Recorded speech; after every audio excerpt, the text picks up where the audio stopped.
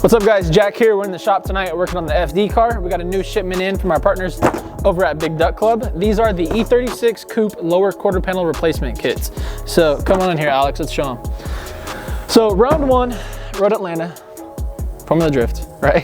Had some problems, okay? We got some dents in the car. So we rocked the whole car, we rocked the rest of the season like this with the wrap over it. So RJ over at Big Duck Club hooked us up with the E36 Coupe lower quarter panel replacements. I've already mocked this one up a little bit. I'm still trying to get the dents and stuff pulled out with the stud gun. But as you can see, this panel fits right over this area. And this is a pretty common area for the E36. It's hard to repair. And if you have a rusty car, they rust out a lot. So we got this thing lined up perfect. We're gonna throw some rivets in here after we fix and paint the panel behind it. And then once the wrap's on it, once the side skirt and the over fenders are on it, you won't even be able to tell. So super easy fix for an E36 race car. Yeah, check it out, the E36 Coupe lower quarter panel replacement kit. But now I'm done talking, the lights on me.